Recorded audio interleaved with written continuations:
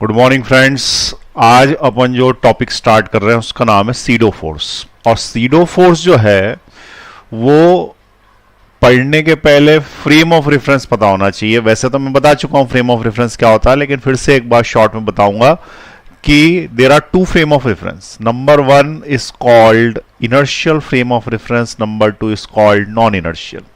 क्यों? क्योंकि उनमें से किसी एक फ्रेम में सीडो फोर्स लगता है, दूसरे में लगता नहीं है। तो हमको ये पता होना चाहिए कब हमें सीडो फोर्स लगाना है, कब नहीं लगाना।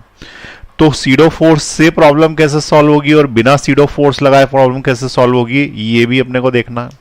तो अपन स्टार्ट करते हैं आज का टॉपिक सीडो फोर्स। उसके अंदर जो है सबसे पहले अपन पता करेंगे टाइप्स ऑफ फ्रेम। ठीक है, तो हेडिंग डाले फ्रेम ऑफ रेफरेंस। ये पहले लिखवा चुका हूं, फिर से लिखवा रहा हूं। Frame of reference. Frame of reference किसको बोलते हैं? तो frame of reference is a place, वो जगह है। फ्रेम ऑफ रेफरेंस क्या है? Frame of reference is a place from where we observe and measure the motion. अरे बात समझ में क्या बोला मैं? Frame of reference is a place, जगह है, जगह जहां से हमने देखा या जहां से हमने मेजर किया। तो जैसे मान लो तो उन्होंने ट्रेन में से देखा, किसको देखा? पेड़ को देखा। तो ट्रेन का जो खिड़की है it is a frame of reference. लेकिन किसी आदमी ने पेड़ पे से तुम्हें देखा या किसी बंदर ने पेड़ पे से तुम्हें देखा, तो वो एक अलग फ्रेम से देख रहा है। चश्मे के इस साइड अलग और चश्मे के उस साइड अलग। ठीक है, आ रही बात समझ में?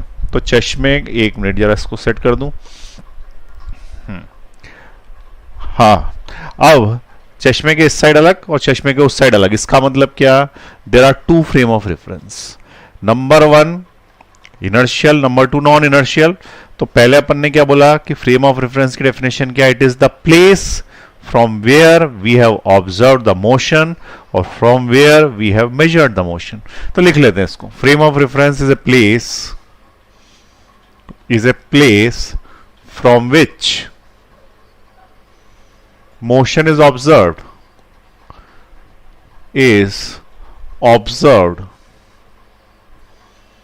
and measured, जहां से हमने देखा।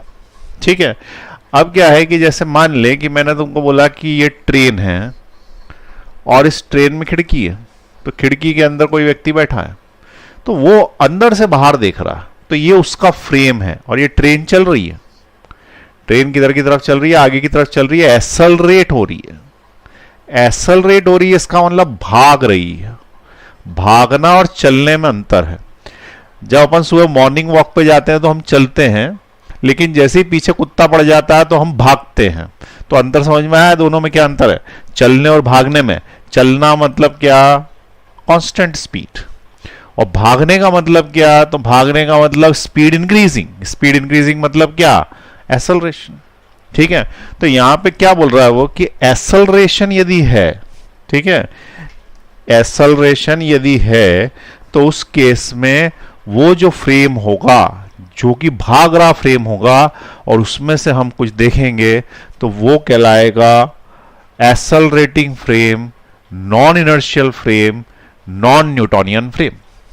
ठीक, फिर से बताऊं, जो फ्रेम भाग रहा है, अभी कौन भाग रहा है? ट्रेन भाग रही है। तो ट्रेन यदि भाग रही है तो ट्रेन जो है वो क्या कहलाएगी? Non inertial frame. ये फ्रेम मतलब वही चश्मे का फ्रेम। ठीक है, चश्मे के फ्रेम में एक तरफ से मैं देखूंगा, दूसरी तरफ से तुम देखोगे, दो अलग अलग तस्वीरें दिखेगी। मुझे तुम देखोगे और तुम्हें मेरी आंख दिखेगी। बात तो दोनों भी सही है, क्योंकि मैं बोलूंगा कि तुम दिख रहे हो, तुम बोलोगे आंख दिख रही है, दोनों बात सही है। लेकिन इधर से कुछ और दिखता है, उधर से कुछ और दिखता है, इसलिए ये मेरा फ्रेम ऑफ रेफरेंस है कि मैं तुम्हें देख रहा हूं, और ये तुम्हारा फ्रेम ऑफ रेफरेंस है कि तुम मेरी आंख देख रहे हो। और ये फ्रेम जो है वो चश्मे का फ्रेम है, इसलिए शब्द इस्तेमाल किया गया फ्रेम। ठीक है, तो यहां पे खिड़की के उस साइड से देखेगा तो पेड़ दिखेगा, पेड़ के इस साइड से देखेंगे तो इंसान दिखेगा। दोनों को दो अलग अलग बातें दिख रही हैं। ठीक है, इसलिए ये क्या कहलाएगा? फ्रेम। एक और चीज, अगर कोई आदमी जमीन पे खड़ा और वो पेड़ को देख रहा, ठीक है, और एक आदमी ट्रेन में से पेड़ को देख रहा है, तो जो ट्रेन में से पेड़ को देख रहा है उसे पेड़ पीछे जाता हुआ दिखाई दे रहा है, और जो है जमीन पे खड़ा हुआ है उसे पेड़ रेस्ट पे दिखाई दे रहा है। इसका मतलब ट्रेन के अंदर एक्सेलरेटेड फ्रेम से देखने से गलत चीजें दिखती हैं। किस फ्रेम से देखने से? Accelerated non inertial non Newtonian frame के देखने से गलत चीजें दिखती हैं। और सड़क पे जो व्यक्ति खड़ा रहता है वो इनर्शियल फ्रेम में रहता है, रुके हुए फ्रेम में रहता है, उससे सही चीजें दिखती। ठीक है, तो ये जो जमीन पे खड़ा हुआ है ये कौन सा है? इट इज एट रेस्ट, या फिर कांस्टेंट मोशन में भी हो तो भी चलेगा, कांस्टेंट वेलोसिटी या कांस्टेंट स्पीड से हो तो भी चलेगा, चलते हुए चलेगा, भागना नहीं चाहिए, एक्सेलरेट नहीं होना चाहिए, कांस्टेंट वेलोसिटी चलेगी, but acceleration should be zero. ठीक है, एक्सेलरेशन जीरो होगा तो इस केस में ये कौन सा फ्रेम कहलाएगा? Inertial frame. आ रही बात समझ में? इससे सही दिखता है। ये सड़क छाप इंसान सही बोलता है, और ये भागता हुआ इंसान जो चालू है, जो चल रहा है वो चालू है, और जो चालू है वो क्या करता है? झूठ बोलता है। ठीक है, यहां तक समझ में आई बात। और इसी को अपन नॉन न्यूटोनियन फ्रेम भी बोलते हैं। नॉन न्यूटोनियन फ्रेम इसलिए बोलते हैं क्योंकि इसके अंदर न्यूटन्स की लॉ लगती नहीं है। It is also known as non Newtonian frame, क्योंकि न्यूटन की लॉ लगती नहीं है, और इसके अंदर न्यूटन की लॉ लगती है, इसलिए हम इसको न्यूटोनियन फ्रेम बोलते हैं। Newtonian frame. ठीक, अब फिर से समझे। कुल मिला के दो तरीके की जगह है जहां से देखा जा सकता है। जगह जहां से देख सकते हैं या मेजर कर सकते हैं वो क्या कहलाता है? Frame of reference. ठीक है, खिड़की के इस साइड अलग फ्रेम, दूसरी साइड अलग फ्रेम, पर शर्त यह है कि कोई सी एक चीज भागनी चाहिए, नहीं तो दोनों तरफ एक ही फ्रेम है वो। तो एक चीज जो भाग रही है उस पर से देखा है अपन ने, जो एक्सेलरेट हो रही है देखा है, तो that is called non inertial frame. वो चालू व्यक्ति है, वो झूठ बोलेगा, जो उसे दिखेगा गलत दिखेगा, उससे पेड़ चलते हुए दिखाई देंगे, जबकि पेड़ रुके हुए हैं तो हम उसको बोलेंगे कि इसमें न्यूटन की लॉ नहीं लग सकती भागती हुई चीजों में, क्योंकि ये नॉन इनर्शियल फ्रेम है। तो न्यूटन की लॉ यदि इस फ्रेम में लगानी है तो तुम्हें इसमें एक एक्स्ट्रा फोर्स लगाना पड़ेगा, और उस एक्स्ट्रा फोर्स का नाम है सीडो फोर्स। आ रही बात समझ में? क्यों लगाना पड़ा इसमें? क्योंकि न्यूटन के लॉ लागू नहीं है, नॉन न्यूटोनियन फ्रेम है। तो अगर तुम्हें न्यूटन्स लॉ पढ़ना है वो चैप्टर और इस वाली फ्रेम से क्वेश्चन सॉल्व करना है, तो तुमको न्यूटन्स के लॉ लगाने के लिए you have to apply pseudo force. एक फोर्स लगाना पड़ेगा जो कि नकली है, और नकली को ही हम सीडो बोलते हैं। तो ये जो एक नकली फोर्स इसमें लगेगा तब जाके इसके अंदर जो है वो न्यूटन्स के लॉ एप्लीकेबल हो पाएंगे। ठीक, तो सड़क वाला जो फ्रेम है वो क्या है? उसमें न्यूटन के लॉ डायरेक्ट लगते हैं। तो अभी तक अपन ने जितनी प्रॉब्लम सॉल्व करी, ब्लॉक की, पुली की, सबकी, हमने वो जमीन पे खड़े होकर सॉल्व करी, तो हमको कोई जरूरत ही नहीं पड़ी। लेकिन अब चलते हुए में यदि सॉल्व करना, तो चलते हुए में सॉल्व करना, जैसे लिफ्ट के अंदर से सॉल्व करना। कांच की लिफ्ट है, उसके अंदर तुम बैठे हुए हो, खड़े हुए हो, लिफ्ट ऊपर की ओर जा रही है, तो तुम्हें क्वेश्चन वहीं से सॉल्व करना है किसी मजबूरी के कारण। तो उस केस में तुम्हें क्या लगाना पड़ेगा? सीडो फोर्स लगाना पड़ेगा। ठीक है, अब दो पॉइंट्स बना के इसको लिख लें।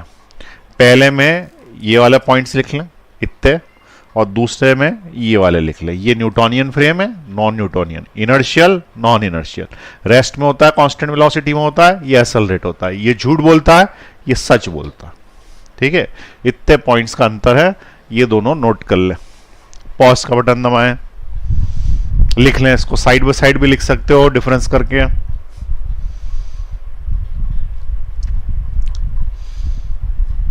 चलिए आगे बढ़ाते हैं। अब हमको लगाना है सीडो फोर्स। तो अब करना क्या पड़ेगा कि किसी क्वेश्चन को हम दो फ्रेम में सॉल्व कर सकते हैं, इसमें भी या इसमें भी। अभी तक हमने सब इस फ्रेम में सॉल्व किया, सीडो फोर्स आया ही नहीं था, अब सीडो फोर्स आया है। इसका मतलब हमारे पास दो मेथड्स हो जाएंगे किसी क्वेश्चन को सॉल्व करने के, तो दो तरीके हो जाएंगे सोचने के। ठीक है, तो आप देखें दो तरीके क्या हैं। तो मान लें कि तुमसे क्वेश्चन ये पूछा जाए कि एक आदमी गाड़ी में बैठा है। ठीक है, एक आदमी गाड़ी में बैठा है, कैसी गाड़ी है? कांच की। उस कांच की गाड़ी में इस तरीके का ग्लास लगा हुआ है कि वो अंदर से बाहर नहीं देख सकता, लेकिन बाहर से अंदर सब कुछ दिखता। ठीक है, अंदर से बाहर नहीं देख सकता, बाहर से अंदर सब कुछ दिखता, उल्टा लगा हुआ है। जनरली इसका उल्टा होना चाहिए, अंदर से बाहर देख पाए लेकिन बाहर के लोग हमें ना देख पाए। ऐसी कारों में लगाते हैं कुछ कुछ लोग, लेकिन हम उसका उल्टा लगा रहे हैं। अंदर वाला बाहर नहीं देख पा रहा, लेकिन बाहर वाला अंदर देख पा रहा। ठीक है, तो ये वाली जो कार है, ये अपन स्पेशल कार बनाई हमने। अब इसके अंदर एक पेंडुलम लटका दिया, ये पेंडुलम, ठीक है, और एक इंसान को यहां पे लगा दिया। वही अपना प्रिय इंसान रामू, ठीक है, और इसके दोस्त को यहां खड़ा कर दिया। इसका नाम तो तुम जानते ही हो सभी लोग, Shyamu.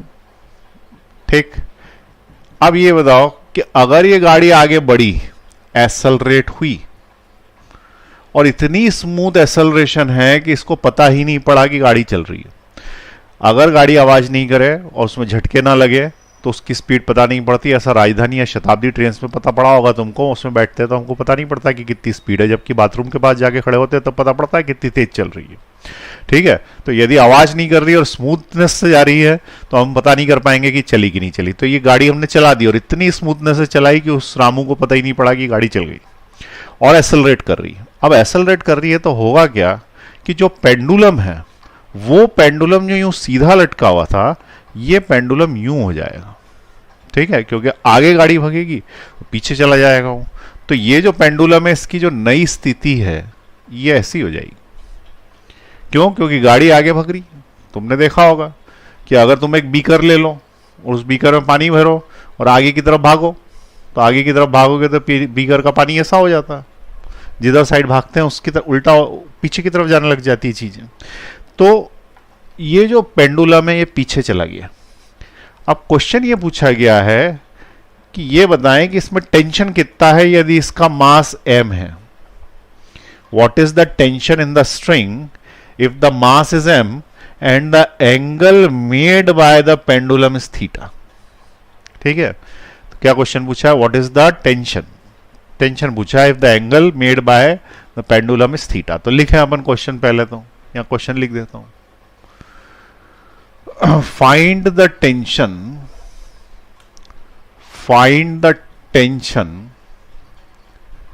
in the string if pendulum of mass m makes angle theta with vertical। ठीक है, given acceleration of cart equal to A. Cart जिस एक्सेलरेशन से जा रही है वो ए। ठीक, अब क्या होगा कि इस क्वेश्चन को सॉल्व करने के लिए हमारे पास दो फ्रेम हो गए। एक, या तो हम श्यामू से बोले कि तू सॉल्व करके बता, या फिर हम रामू से बोले कि तू सॉल्व करके बता। श्यामू से जब बोलेंगे सॉल्व करके बता, तो वो इनर्शियल फ्रेम से सॉल्व करेगा, और इनर्शियल फ्रेम में न्यूटन के लॉ लग जाते हैं, तो न्यूटन के जितने भी लॉस हैं वो लगा के वो सॉल्व कर देगा। लेकिन जब हम रामू से बोलेंगे तो वो कौन से फ्रेम में? भागते हुए फ्रेम में। भागते फ्रेम में नॉन इनर्शियल है, नॉन इनर्शियल में फ्रेम्स में न्यूटन के लॉ लगेंगे नहीं, और न्यूटन के लॉ यदि लगेंगे नहीं तो फिर वो बोलेगा कि इसमें लगाओ सीडो फोर्स, और सीडो फोर्स लगाने के बाद जो है उसको सॉल्व करो। ठीक है, लेकिन ऐसे कैसे क्यों सोचा किसी ने कि सीडो फोर्स लगा सकते हैं, क्या होता है?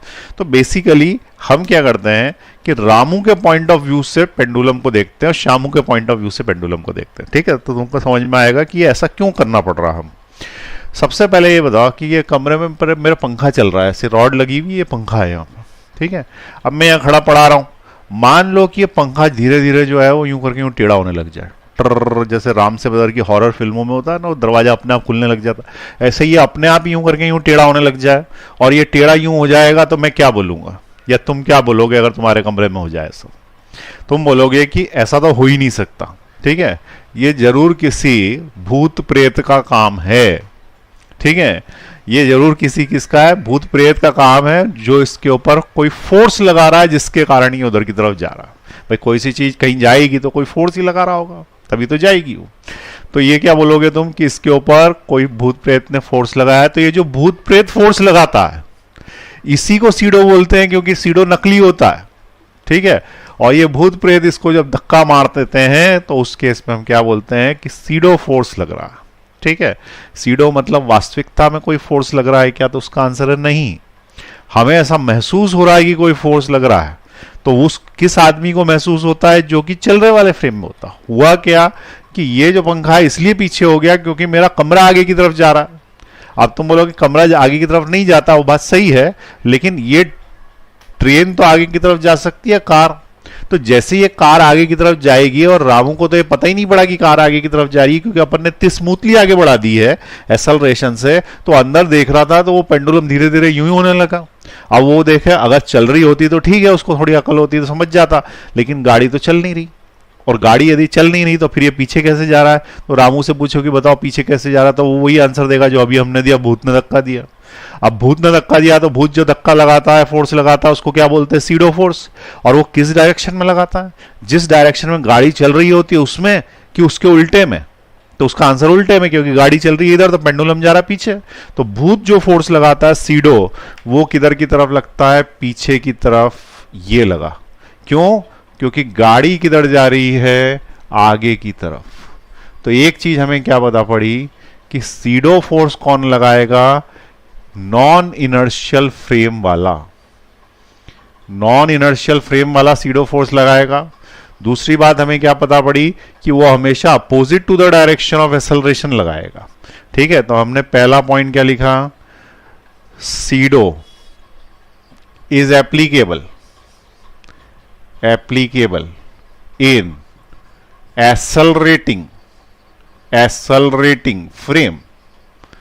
SIDO force is applicable in accelerating frame.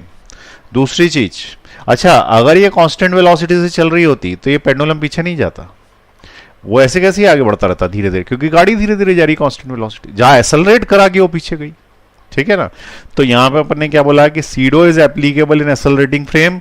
दूसरी बात अपन क्या बोल रहे हैं कि सीडो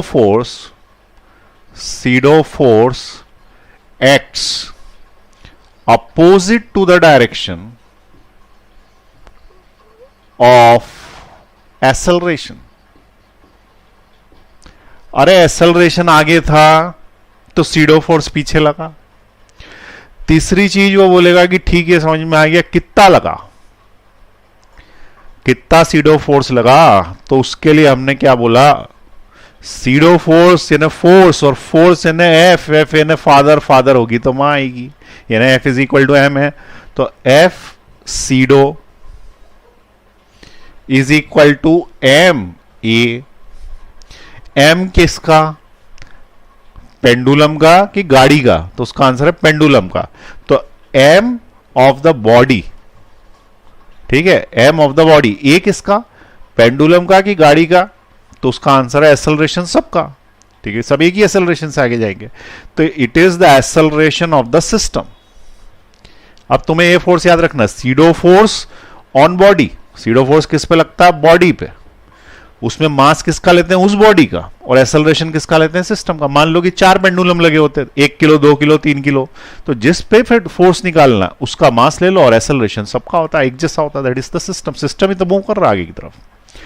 क्लियर हुई बात? अब 3 बातें याद रखनी। पहली चीज, SIDO force accelerating frame, non inertial frame, non Newtonian frame में लगता है।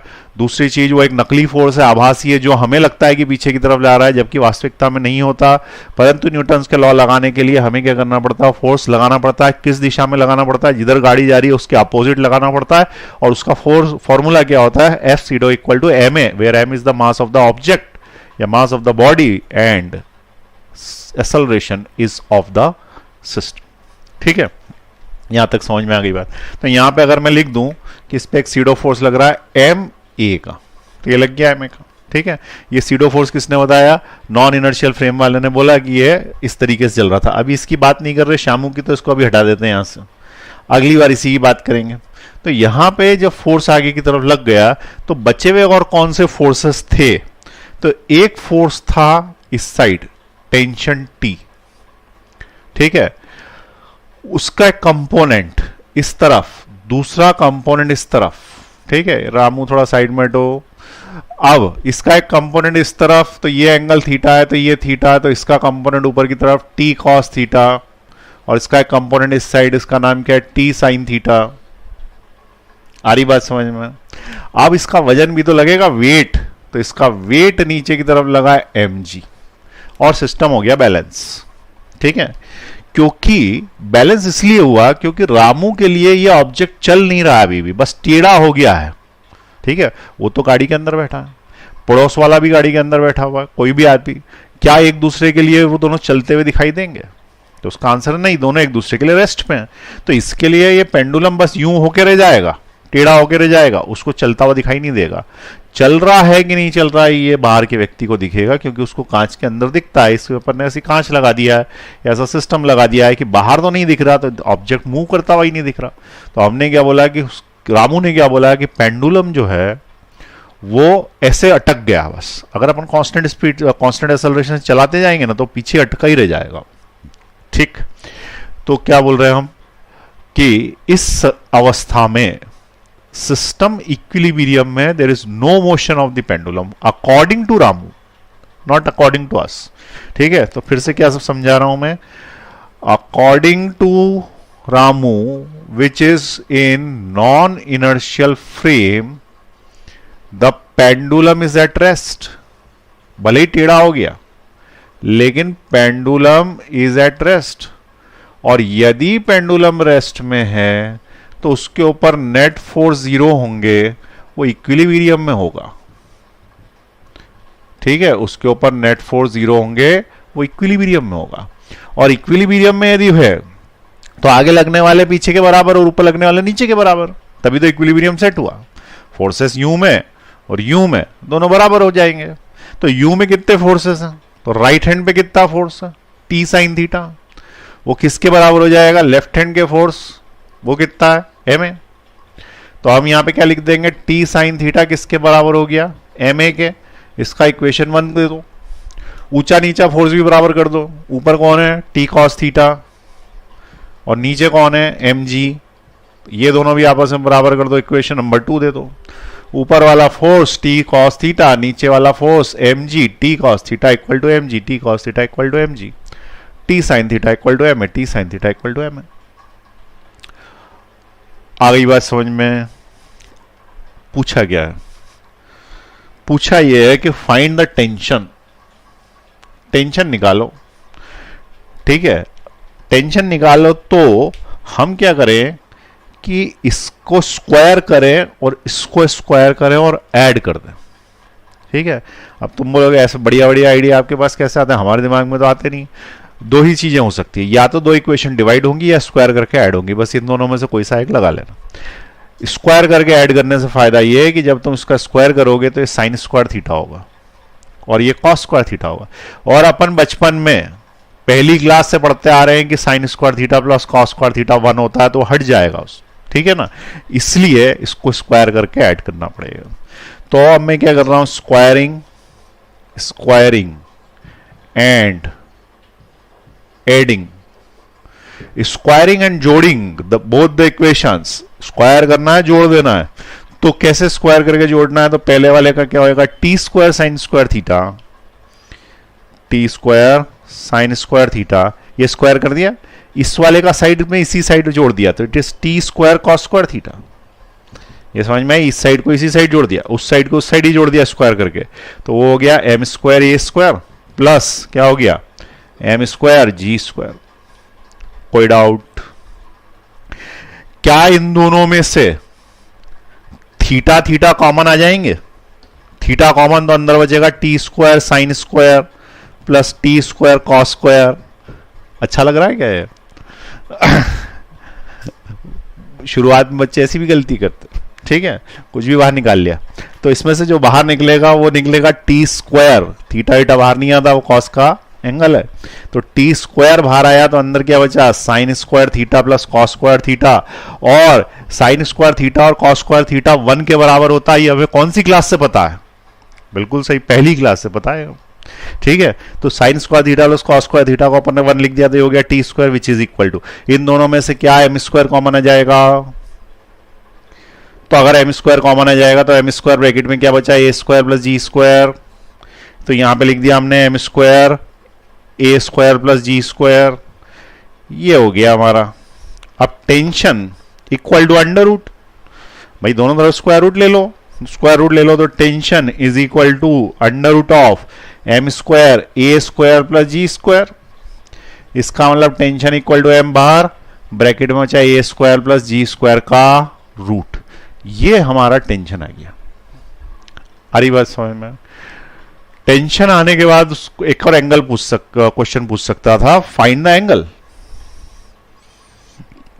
क्वेश्चन क्या पूछ सकता था? Find the angle. तो इसका B part, find the angle with the vertical that is theta. ये थीटा निकालो। तो मैंने तुम्हें क्या बताया कि जो करना है इन दो इक्वेशंस का करना है। अब की बार इन दो इक्वेशन को डिवाइड कर देंगे, 1 को 2 से डिवाइड कर देंगे। उससे क्या फायदा होगा? जब इसके अपॉन में इसको लाओगे ना ऐसे, तो टेंशन से टेंशन कट जाएगा। और टेंशन को काटना बहुत जरूरी है, यहां पे भी और जीवन में भी, कहीं पे भी टेंशन होनी नहीं चाहिए। ठीक है, तो टेंशन से टेंशन काट दिया, साइन थीटा के अपॉन में बचा कॉस थीटा। उसके बाद उधर मास से मास काट दिया, तो यहां पे क्या बचा? ए अपॉन जी बचा। तो sine theta by cos theta क्या होता है? Tan theta which is equal to A upon जी।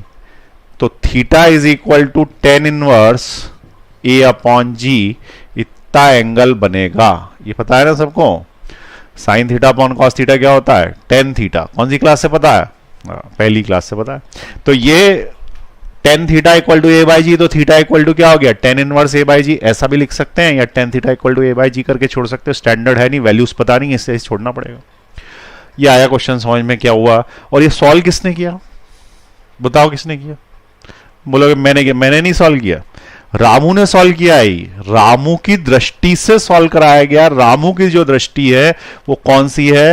वो है नॉन इनर्शियल फ्रेम। वो गाड़ी के अंदर बैठा हुआ है, और चूंकि पेंडुलम अपने आप इधर हो गया तो उसने बोला भूत ने धक्का दिया है। मैंने नहीं किया, मैं तो बाहर बैठा हूं ना गाड़ी के। मैं तो शामू की स्थिति में हूं, इसका मतलब इनर्शियल फ्रेम में हूं, जमीन पे खड़ा हूं, मैं उसको ऐसे देख ही नहीं रहा। ठीक है, तो ये किसने देखा? इस व्यक्ति ने देखा। ये गया कहां व्यक्ति? वापस बना दें इसको। तो ये रामू था। रामू के फ्रेम ऑफ रेफरेंस से हमने सॉल्व किया। चलिए नोट कर लीजिए पूरा का पूरा।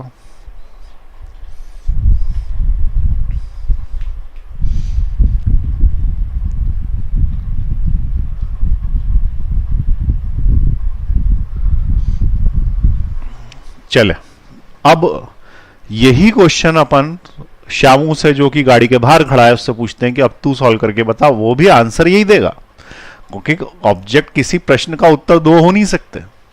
कहीं से भी देखो वो एक ही आंसर होगा, चाहे बाहर से देखो चाहे अंदर से देखो। देखने के तरीके अलग हो सकते हैं, लेकिन पहुंचेंगे हम उसी निष्कर्ष पे। ठीक है, तो जिस प्रकार से भगवान के पास पहुंचने के कई तरीके हो सकते हैं, कई धर्म हो सकते हैं, लेकिन पहुंचेंगे फाइनली वहीं। तो उसी प्रकार से अगर हम बाहर से भी देखेंगे तो भी हम इसी आंसर पे पहुंचेंगे, लेकिन सॉल्व करने का तरीका अलग होगा, उसकी सोच अलग होगी, पर उत्तर वही आना चाहिए। ठीक, अब मिटा रहा हूं मैं। अब सेम क्वेश्चन है, तुमको क्वेश्चन तो फिर से लिखाने की जरूरत नहीं। अब हम सॉल्व कर रहे हैं इसको इनर्शियल फ्रेम से, और सेम यही का यही आंसर आ जाना चाहिए। ठीक है, तो हम किससे सॉल्व करेंगे इसको? इनर्शियल फ्रेम से। तो अब फिर से डायग्राम बनेगा, लेकिन अब जो डायग्राम बनेगा उसका एफबीडी जो अभी अपन ने बनाया उससे अलग आएगा। ठीक है, मैं तुम्हें इसलिए क्वेश्चन दोनों तरीके से सॉल्व करके बता रहा हूं, क्योंकि कोई सी किताब में किसी से करा रहता, कोई सी किताब में किसी से करा रहता, बच्चे कंफ्यूज रहते हैं कि ऐसा करेगी ऐसा करेगा। कैसा भी करो, कोई सा एक फ्रेम पकड़ लो, आंसर वही आने वाला है। दोनों को एक साथ बताने का रीजन ये है कि कंफ्यूजन नहीं हो। ठीक है, बाद में तुम सिलेक्ट कर लेना कि कौन सा फ्रेम से करोगे। मैं कौन से फ्रेम से करता हूं, तो मुझे तो ये सीडो फोर्स लगाना जमता है। ठीक है, बहुत जल्दी से आ जाता है ये। तो ज्यादातर मैं मूविंग ऑब्जेक्ट्स जो होते हैं वो सीडो फोर्स लगा के सॉल्व कर देता हूं। तुम भी देखना, यही आसान पड़ता है। ठीक है ना, चलो दूसरे फ्रेम से भी देख लेते हैं। अब यहां पे देखें, ये डब्बा,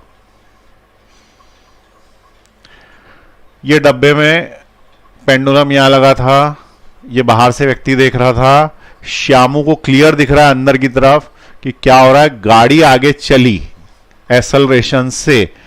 क्या श्यामू को पता पड़ा? तो उसका आंसर है हाँ, क्योंकि ये तो बाहर से देख रहा, और इसके अंदर कांच ऐसे लगे जिससे बाहर से देख सकता है। तो इसको पता पड़ा कि गाड़ी चली, तो इसने क्या बोला? गाड़ी चली। गाड़ी चलने के बाद क्या हुआ कि ये जो पेंडुलम है ये ऐसा हो गया, ऐसा हो गया। अब ये बताओ कि गाड़ी अगर ऐसी चली तो पेंडुलम ऐसा क्यों हुआ? तुमसे नहीं पूछ रहा है प्रश्न, श्यामू से पूछ रहा हूं। श्यामू ये बताओ कि गाड़ी ऐसी चली तो पेंडुलम ऐसा क्यों हुआ? तो ये बताओ कि ये पेंडुलम पीछे क्यों गया। तो उसने क्या बोला, शामू ने, कि पेंडुलम पीछे गया ही नहीं। ठीक है, उसकी दृष्टि अलग है, सोचने का तरीका अलग है। वो क्या बोला, पेंडुलम पीछे गए नहीं। आप सोचो कि मेरे पॉइंट ऑफ व्यू से कि पेंडुलम पीछे कहां गया। हुआ क्या कि पेंडुलम लटका हुआ था ऐसे, ध्यान से सुनना, पेंडुलम लटका हुआ था ऐसे। ये जो ऊपर की चीज है ये गाड़ी से अटैच थी, ये ऊपर की जो चीज है ये गाड़ी से जुड़ी हुई थी। और अगर गाड़ी आगे बढ़ी तो ये ऊपर की चीज आगे बढ़ गई। गाड़ी यदि आगे बढ़ी तो ये ऊपर की चीज आगे बढ़ गई, ये ऊपर की चीज आगे बढ़ के यहां पहुंच गई, ये ब्लैक वाला। ठीक है, ऊपर की चीज आगे बढ़ के यहां पहुंच गई, ब्लैक वाला। अगर डिफरेंस नहीं दिख रहा लाल से बना देता हूं। ये लाल कलर वाली जो चीज, ये नीला जो है ना, ये आगे बढ़ के ऐसा लाल हो गया, क्योंकि आगे तो बढ़ेगा, छत आगे बढ़ेगी और छत से ही तो चिपका हुआ है। और उसके साथ ही वो डोरी भी जो है वो आगे बढ़ गई। ठीक है, उसके साथ ही वो डोरी भी आगे बढ़ गई। और ये जो नीचे वाला हिस्सा है ये वहीं रुका रह गया, ये मास वहीं रुका रह गया, क्योंकि इसमें इनर्शिया है। और इनर्शिया तोड़ने के लिए एक्सटर्नल फोर्स लगाना पड़ता है, और एक्सटर्नल फोर्स सिर्फ धागे पे लगा और धागा फोर्स ट्रांसफर नहीं कर पाया इस साइड, इसलिए ये वहीं रह गया। और अब तुम्हें जो सीन दिख रहा है वो ये दिख रहा है, और इसी को तुम बोल रहे हो कि पेंडुलम टेढ़ा हो गया, जबकि पेंडुलम टेढ़ा हुआ ही कहां, वो तो धागा टेढ़ा हो गया है, बस वो नीचे हिस्सा वहीं का वहीं है। ठीक है, बिल्कुल सही एक्सप्लेनेशन है इसका, 100% सही एक्सप्लेनेशन है। ये इनर्शिया के कारण वहीं रह गया, छत उधर चली गई इसलिए टेढ़ा दिख रहा है। ये ऐसा था ऐसा, ये नीचे का हिस्सा अलग देखो और ऊपर का अलग देखो, ये नीचे का यहीं रह गया और ऊपर वाला यूं हो गया। ठीक है, तो इसको अपन क्या बोलेंगे कि हाँ ये एक्सप्लेनेशन सही है इसका। लेकिन इसने किसके बेसिस पे एक्सप्लेनेशन दिया, इनर्शिया के बेसिस पे। तो शामू को जो एक्सप्लेनेशन देना था, जमीन पे खड़े हुए लोग व्यक्ति को जो एक्सप्लेनेशन देना था, वो इनर्शिया के बेसिस पे, इसलिए इसका फ्रेम इनर्शियल फ्रेम कहलाता, इसलिए इसका फ्रेम इनर्शियल फ्रेम कहलाता है। जबकि ये इनर्शिया समझ ही नहीं पा रहा था, तो ये नॉन इनर्शियल फ्रेम में था जो गाड़ी के अंदर बैठा हुआ था। क्लियर हुई बात यहां तक। अब फिर से देखें, इसने क्या बोल दिया कि गाड़ी आगे बढ़ी, पेंडुलम आगे नहीं बढ़ पाया, इसलिए तुम्हें टेढ़ा दिख रहा है। तो ठीक है, जो बोल रहा है सही बोल रहा है, लेकिन उसके अनुसार क्वेश्चन सॉल्व करके बता। तो आप देखो वो कैसे क्वेश्चन सॉल्व करेगा। उसके अनुसार, इसको मिटा देते हैं थोड़ी जगह करने के लिए। उसके अनुसार जो एफबीडी बनेगा वो इस प्रकार से बनेगा। इसने एंगल बनाया थीटा, यहां तक सब सही है। नीचे की तरफ लगा mg, ये भी सही है। टेंशन लगा T, ये भी सही है। ठीक है, टेंशन तो होगा, आएगा धागे में, टाइट हो जाएगा, और mg भी लगेगा। क्या चीज सही नहीं है, वो है सीडो फोर्स। इसमें सीडो फोर्स है ही नहीं। अब जब सीडो फोर्स है ही नहीं तो हम इक्वेशन कैसे बनाएं। तो देखो, टेंशन को तो तोड़ देते हैं पहले, बाद में सोचेंगे क्या करना है। तो टेंशन को तोड़ दिया तो ये थीटा है, तो ये वाला हो गया टी कॉस थीटा, और ये वाला इधर साइड हो गया टी साइन थीटा। यहां तक सही है, लेकिन सीडो फोर्स इधर साइड है ही नहीं। तो मत होने दो ना। ये व्यक्ति क्या बोल रहा है सड़क पे खड़ा हुआ कि गाड़ी तो आगे जा रही है एक्सेलरेशन से, और ये जो पेंडुलम का मास है ये भी आगे जा रहा है एक्सेलरेशन से। तो फिर अपन इसमें पीछे फोर्स लगा के इसको रोक देंगे तो ये चल नहीं पाएगा ना। इसलिए क्या बोल रहा है कि there is an acceleration A, यानी there is a net force in the forward direction. तो आगे की तरफ there is a net force, आगे कोई नेट फोर्स है जो उसको ले जा रहा है, और सही में है। वो गाड़ी का जो इंजन है वो खींच के ले जा रहा है उसको, वो नेट फोर्स है। वो अंदर वाले को इसलिए नहीं दिख रहा है, गाड़ी के अंदर बैठा हुआ था। तो गाड़ी के जब अंदर बैठेगा तो उसको तो कुछ भी नहीं दिखेगा, तो वो तो बोल देगा भूत ने पीछे कर दिया। इसको तो दिख रहा है ना कि गाड़ी खींच के ले जा रही है, तो गाड़ी आगे खींच के ले जा रही है, इसलिए इसने क्या बोला कि आगे की तरफ एक्सेलरेशन है उसके अंदर। ठीक है, अब इसके अनुसार इक्वेशन बनाओ। तो ऊपर वाला नीचे वाले से बैलेंस है, क्योंकि ऊपर नीचे तो नहीं जा रहा, तो ये तो बात खत्म हो गई। T cos theta is equal to mg हो गया। ये तो इक्वेशन नंबर 1 दे दी। इधर साइड क्या बनाऊं, तो इधर साइड में क्या बोलूंगा कि इस तरफ पीछे की तरफ कोई फोर्स नहीं लग रहा, तो मैंने उसको फोर्स 0 कर दिया उधर। अब मैंने क्या बोला, ये लग रहा है टी साइन थीटा आगे, पीछे लग रहा है 0, खींचा माइनस था नहीं, बराबर है में। ठीक है, इसका मतलब नेट फोर्स क्या बचा इसके ऊपर, नेट फोर्स बचा T sine theta. There is no frictional या नो सीडो फोर्स, तो 0 कर दिया। और जब फोर्स आएगा तो वो मास के बराबर आएगा, और मास किसका, इसका, और acceleration A, that is of the object या बॉडी, वो सबका एक्सेलरेशन है। इसका मतलब ये टी साइन थीटा किसके बराबर हो जाएगा, T sine theta is equal to M A हो जाएगा। और ये इक्वेशन नंबर 1 वही बन गई जो पहले थी, और जो दूसरी है वो भी वही बन गई। तो इसको डिवाइड करने से सेम वही के वही आंसर आएंगे जो पहले आए थे। तो साइन इसको जब इससे डिवाइड करोगे, 2 को डिवाइड करोगे 1 से, तो टी से टी कट गया, sine theta upon cos theta is M से एम कट गया, ए बाई जी। इसका मतलब tan theta is equal to A by G. तो ये वही आंसर आ गया, theta equal to tan inverse A by G, जो कि पहले सॉल्व करने से आया था। और अगर अपने को टेंशन निकालनी है तो स्क्वायरिंग और एडिंग करेंगे तो टेंशन भी वही आ जाएगी, which is equal to under root of A square plus G square, जो कि पिछले क्वेश्चन में आई थी या इसी क्वेश्चन के फर्स्ट पार्ट में आई। ठीक है, तो आंसर सेम आएगी। अब तुम बोलोगे इसमें क्या हुआ, ये इक्वेशन वही थी, ठीक है ये तो वही थी, लेकिन ये वो नहीं थी, ये सोच अलग थी पर इक्वेशन वही आ गई उससे। इस वाले फ्रेम में क्या हो रहा है, गाड़ी आगे बढ़ रही है, क्या आगे कोई नेट फोर्स है, तो उसका आंसर है, इसलिए अपन ने net force equal to T minus T sine theta minus 0 किया, जबकि इसके पिछले वाले में कोई नेट फोर्स नहीं था, इसलिए अपन ने उसको टी साइन थीटा को एम ए के बराबर कर दिया, where M A is a pseudo force. ठीक है, तो बनी तो दोनों ही केस में एक ही इक्वेशन, लेकिन सोचने का तरीका अलग अलग था। ठीक है, तो ये वाला जो फ्रेम है किससे सॉल्व किया हमने, ये वाला श्यामू फ्रेम से सॉल्व किया गया है। और ये जो श्यामू है जो यहां खड़ा है, थोड़ी देर में इधर आ गया, ये कौन से फ्रेम में, इनर्शियल फ्रेम में है। तो इनर्शियल फ्रेम में कौन सा फोर्स लगता है, इनर्शियल फ्रेम में नेट फोर्स लगता है, और नॉन इनर्शियल में कौन सा लगता है, सीडो फोर्स। ठीक है, तो अब इसको भी नोट कर लें और हेडिंग डाल दें, ये इनर्शियल फ्रेम से सॉल्व किया हुआ है। It is part 2 from inertial frame, सड़क पर, सड़क पर। ठीक है, सड़क पे से सॉल्व किया। चलिए लिख लीजिए इसको भी।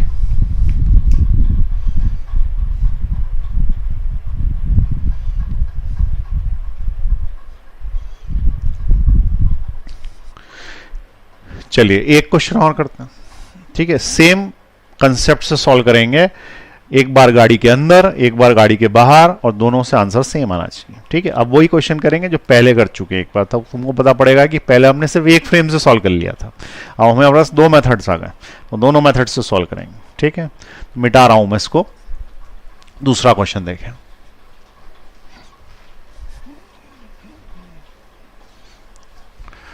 क्वेश्चन लिखे, there is a body of mass M, लिख लें साथ साथ, बोल रहा हूं सिर्फ मैं, लिखवा नहीं रहा। देर is a body of mass am moving in A lift, moving in A lift with acceleration a, with acceleration small a in upward direction, in upward direction. Find the reaction, find the reaction of the floor, find the reaction of the floor on that mass, find the reaction of the floor on that मास। ठीक, देखें question ये है कि ये एक lift है, इस lift के अंदर ये एक ऑब्जेक्ट रखा हुआ है जिसका मास m है, लिफ्ट ऊपर की ओर जा रही है और लिफ्ट का एक्सेलरेशन a है। तो ये बताओ इसका रिएक्शन क्या है। ठीक है, अब पहले ये पूछना है कि चलती हुई लिफ्ट है, एक्सेलरेटेड है, कहां से सॉल्व करूं, क्या मैं लिफ्ट के अंदर घुस के इसको सॉल्व करूं कि मैं लिफ्ट के बाहर से इसको सॉल्व करूं जमीन से। तो उसका आंसर है दोनों तरीके से सॉल्व कर सकते हैं। तो दोनों तरीके से साइड बाय साइड सॉल्व करके अंतर देखें। ठीक है, तो पहला जो तरीका है वो हम जा रहे हैं इनर्शियल फ्रेम में। इस बार उल्टा कर रहे हैं, पहले जमीन से सॉल्व कर रहे हैं। इनर्शियल फ्रेम यानी क्या, जमीन से। जमीन से जब एफबीडी बनाया जाएगा तो अलग बनेगा, और जब अपन लिफ्ट में से नॉन इनर्शियल में बनाएंगे, नॉन इनर्शियल यानी कि लिफ्ट से सॉल्व करेंगे, लिफ्ट से, तो ये अलग तरीके से सॉल्व होगा, परंतु दोनों का उत्तर सेम आएगा। ठीक है, तो ये कहां से कर रहे हैं, इनर्शियल फ्रेम। इनर्शियल फ्रेम का मतलब क्या, जमीन पर से, और नॉन इनर्शियल फ्रेम का मतलब क्या, लिफ्ट में से। ठीक है, तो सबसे पहले इस आदमी के हिसाब से बताओ कि क्या ये आदमी के हिसाब से ये मास ऊपर जा रहा है कि नहीं जा रहा। एक आदमी के हिसाब से जा रहा है, एक आदमी के हिसाब से नहीं जा रहा। देखो, जो आदमी लिफ्ट के अंदर है ना, उसके हिसाब से मास ऊपर नहीं जा रहा। लिफ्ट अगर चारों तरफ से बंद है, स्टील वाली लिफ्ट नहीं आती, इसमें दिखता ही नहीं है, कांच वाली में तो दिखेगा, अंदर सब तरफ से बंद है यदि, तो ये जो अंदर वाला आदमी बैठा है ना, रामू, ये क्या बोलेगा, लिफ्ट चली नहीं रही, अगर स्मूथ है तो लिफ्ट चले ना चले वो मास तो बोलेगा वहीं रुका हुआ, ये तो नहीं चल रहा, क्योंकि उसके साथ ही तो ऊपर ऊपर हो रहा है। तो इसके लिए तो ये मास काय में है, रेस्ट में है। लेकिन जो शामू खड़ा है सड़क पे, उसके लिए तो ये मास ऊपर जा रहा है ना, क्योंकि ये तो दिखेगा इसको ऐसे ऊपर जाते हुए, अगर कांच की लिफ्ट होगी तो। ठीक है, तो हमने क्या बोला कि इनर्शियल फ्रेम से अलग, तो जमीन से ही पूछ रहा हो, जमीन से ये बताओ कि ऊपर जाता हुआ दिखेगा कि नहीं, तो उसका आंसर है हाँ दिखेगा। तो क्या ऊपर कोई नेट फोर्स होगा, तो उसका आंसर है हाँ होगा। अगर ऊपर जा रहा है तो नेट फोर्स होगा। ठीक है, तो यहां पे हमने क्या बोला, देखो इस ऑब्जेक्ट का mg नीचे लगा, ठीक है, mg नीचे लगा, और ऊपर की तरफ लगा रिएक्शन फोर्स r।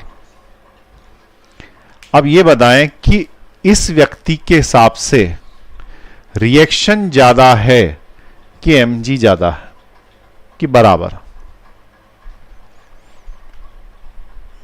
सोचें कौन सा ज्यादा है, रिएक्शन ज्यादा है कि mg ज्यादा है कि बराबर है? तो इससे पूछो ऊपर जा रहा है क्या, तो बोल रहा है हाँ जा रहा है, तो ऊपर वाला ज्यादा होगा। ठीक है, इसका मतलब रिएक्शन ज्यादा है, mg कम है, इसका मतलब there is a net force, और नेट फोर्स जो है वो क्या होगा, रिएक्शन माइनस mg, क्योंकि रिएक्शन ज्यादा है और mg कम है। ठीक है, अब नेट फोर्स आ गया तो फादर आ गया तो मां आएगी, F बराबर m है।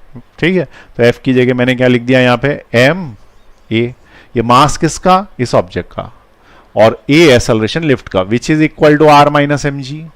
मुझे r चाहिए था, mg इधर लिया आओ, तो r इधर ही रहा, M A plus M G, m common ले लो तो अंदर क्या होता है, a plus G, this will be the reaction. ये पूछा था उसने, रिएक्शन कितना होगा, इतना रिएक्शन होगा, और ये रिएक्शन के कारण वेट बढ़ा हुआ दिखाई देगा। अपन ने बोला ही था कि लिफ्ट में कोई आदमी ऊपर जाता भारी दिखता है, उसको लगता है कि भारी हो गया, वास्तविकता में तो नहीं होता, लेकिन लगता है क्योंकि जमीन पैर पे एक एक्स्ट्रा रिएक्शन फोर्स फेंकती है, और उसको वो मान लेता है कि वो मेरा वेट है। ठीक है, अब अपन नॉन इनर्शियल फ्रेम से देखें, बाहर से खड़े होके, नहीं सॉरी अंदर से खड़े होके, लिफ्ट के अंदर से यदि तुम चलाओगे तो ये लिफ्ट के अंदर से यदि यहां से चलोगे तो नीचे की तरफ क्या लगेगा, mg, ऊपर की तरफ क्या लगेगा, रिएक्शन फोर्स। ठीक है, लेकिन हम कौन से फ्रेम में बैठे हैं, भूत फ्रेम में। ठीक है, तो ये जो भूत वाला फ्रेम है इसमें एक और एक्स्ट्रा फोर्स लगता है, और वो एक्स्ट्रा फोर्स किधर लगता है, तो वो एक्स्ट्रा फोर्स लगता है हमेशा एक्सेलरेशन के विपरीत दिशा में, और उसको हम बोलते हैं सीडो फोर्स, और सीडो फोर्स लगाना पड़ेगा एक्सेलरेशन के उल्टी दिशा में, यानी नीचे की तरफ, और एक्सेलरेशन के उल्टी दिशा में नीचे की तरफ यदि मैं सीडो फोर्स लगाऊंगा तो सीडो फोर्स होता है मास of the body into acceleration of the system, and this is the SIDO force. SIDO force, तो ये सीडो फोर्स लगा दिया। अब ये बताओ कि रामू के अनुसार क्या डब्बा चल रहा है, रामू के अनुसार क्या डब्बा चल रहा है, तो उसका आंसर नहीं चल रहा, क्योंकि लिफ्ट में खड़ा हुआ है वो, और सामने पड़ा है डब्बा, तो देख रहा है उसको, तो वहीं के वहीं पड़ा हुआ, चल कहाँ रहा ना, खुद उसको खुद भी महसूस नहीं हो रहा कि मैं चल रहा हूँ, लिफ्ट इतनी स्मूथ है। तो ये क्या बोलेगा कि भाई कोई कुछ नहीं चल रहा। अगर कोई कुछ नहीं चल रहा तो ऊपर वाले फोर्सेस नीचे वाले के बराबर, नेट फोर्स है ही नहीं, तो नेट फोर्स है ही नहीं, तो ऊपर वाले फोर्सेस नीचे वाले के बराबर। ऊपर कौन लग रहा है, तो ऊपर लग रहा है आर, और नीचे कौन लग रहा है, mg और ma, तो ऊपर वाले नीचे के बराबर, तो ऊपर वाला r किसके बराबर, mg प्लस ma के बराबर। आ रही बात समझ में? अब इन दोनों में से कॉमन ले लोगे क्या, m, तो अंदर क्या बचेगा, g प्लस a। तो रामू ने क्या उत्तर दिया, mg प्लस a, शामू ने क्या उत्तर दिया, mg प्लस a, लेकिन दोनों की सोच अलग अलग है, एक बोल रहा है चल रहा है, एक बोल रहा है नहीं चल रहा, चला नहीं चला अपने को क्या लेना देना।